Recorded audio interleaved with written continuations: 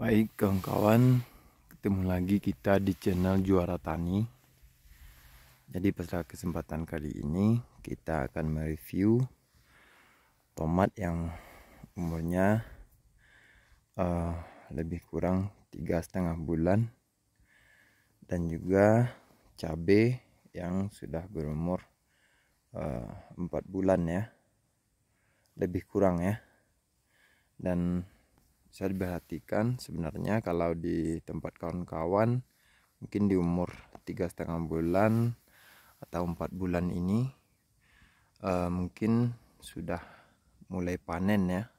Tapi kalau di sini mungkin karena daerah dengan cuaca yang dingin, jadi memang untuk masa panen itu agak tercecer dari dataran rendah ya, karena di sini memang dataran tinggi kawan-kawan. Jadi bisa kawan-kawan perhatikan, ini contohnya dari tomat kita sekarang. Dan alhamdulillah ini bukan saja kita lihat satu baris yang super ya, tapi bisa kita lihat acak secara random. Memang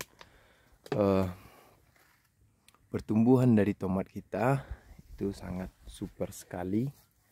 Buahnya sangat lebat, bisa kawan-kawan perhatikan.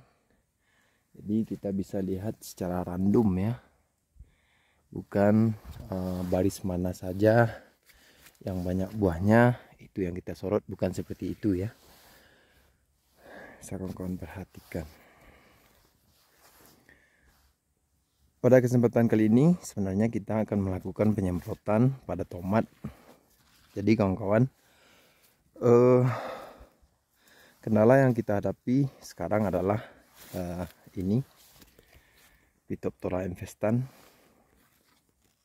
Kawan-kawan perhatikan, ini adalah penyakit yang sangat berbahaya pada tomat ya. Kenapa berbahaya? Penyakit seperti ini, busuk daun, busuk buah, busuk batang, itu dapat menyebabkan gagal panen pada tomat kita. Nah, jadi dalam melakukan penyemprotan itu kita memakai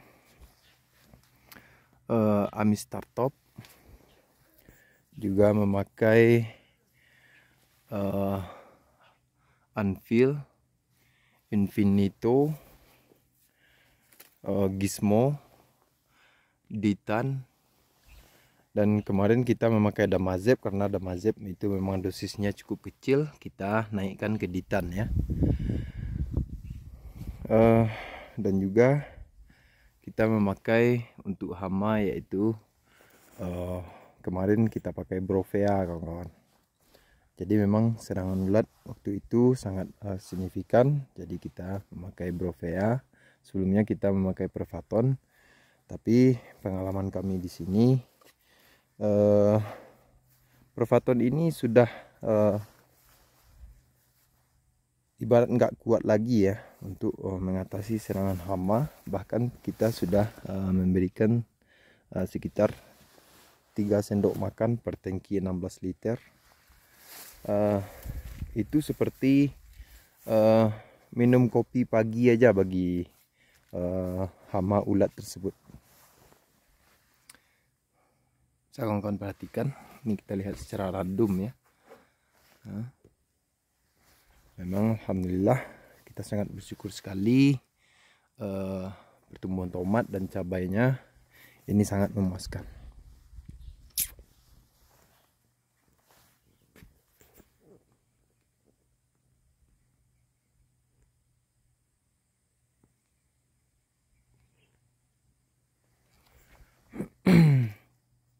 Jadi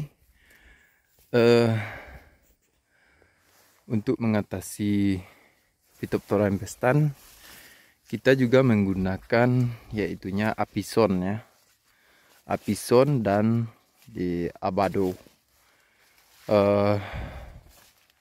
Itu formula yang kita pakai untuk mengatasi Phytophthora infestan. Dan pada cabai kita memakai Damazep karena memang sekarang buah cabainya sudah banyak, jadi kita memakai obat untuk untuk lalat buah, yaitunya Delfilito, Mospilan, dan juga Kurakron ya. Tapi antara Kurakron dan Delfilito itu kita aplikasikan secara bergantian kawan-kawan.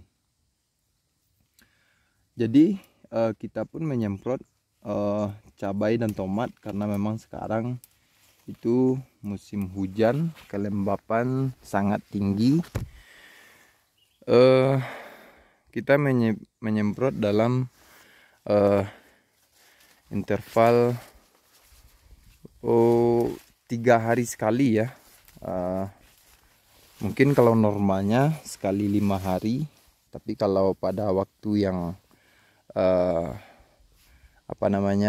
misalnya kalau kita sedang menyemprot itu terjadi turun hujan, dan 2 harinya kita ulangi kembali kawan-kawan. Alhamdulillah bibit cabai yang kita pakai pun ini bibit unggul ya. Bisa kawan-kawan perhatikan, ini satu jengkal saya. Kalau diukur dengan rokok, bisa kawan-kawan perhatikan ya. Buahnya tidak terlalu besar, tampuknya pendek, dan buahnya sangat panjang ya. Ini juga kita bisa lihat secara acak kawan-kawan, bukan hanya kita melihat yang bagus saja. Ini dia, dan memang ini bibit unggul ya. Alhamdulillah bibit ini sudah kita pelihara, maksudnya kita tanam itu sekitar beberapa kali musim. Mungkin sudah ada 6 kali musim tanam ya. Ini sudah lama sekali. Mungkin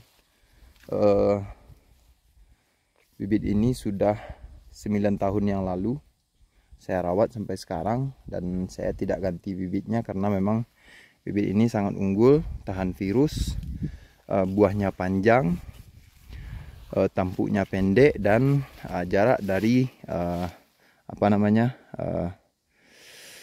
ruasnya ini juga pendek kawan-kawan. Cuman karena memang sekarang ini cabainya agak terlindung oleh tomat, jadi memang perkembangan itu memang kurang maksimal ya. Tapi alhamdulillah secara keseluruhan ini sudah sangat bagus kan kawan. Kalau kita mengkaji cabai yang ada di dalam atau yang ada tumpang sarinya tomat seperti ini. Baik, ini adalah contoh dari lalat buah. Ini sekarang seperti ini cukup banyak ya, cukup banyak, dan kita memakai tadi formulanya sudah kita jelaskan, dan sepertinya kita juga akan menambahkan lem lalat buah. Kemarin kita sudah beli dengan merek Cherry kalau nggak salah ya, merek Cherry. Itu kita juga akan aplikasikan dalam waktu dekat kawan-kawan, seperti ini ya.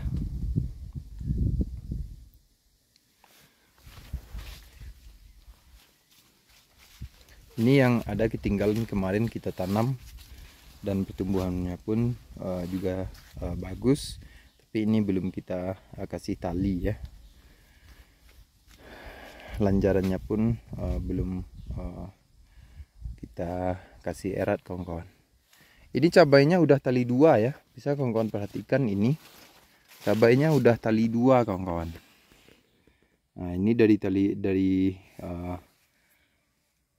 pangkal lanjaran ke tali itu lebih dari 1 jengkal, mungkin sekitar 30 cm, dan ke atasnya pun mungkin ada sekitar ini dari sini ke sini Ini cukup jarak lagi ya, mungkin ada sekitar 35 sampai 40 cm kawan-kawan.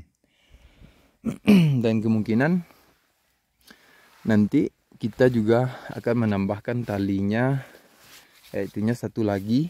Kita pasang tali 3 untuk cabai.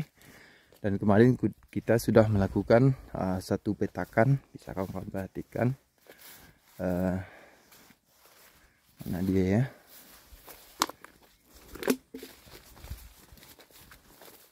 Bisa kawan-kawan perhatikan, kita lihat secara acak buah tomatnya. Alhamdulillah ya, sangat memuaskan.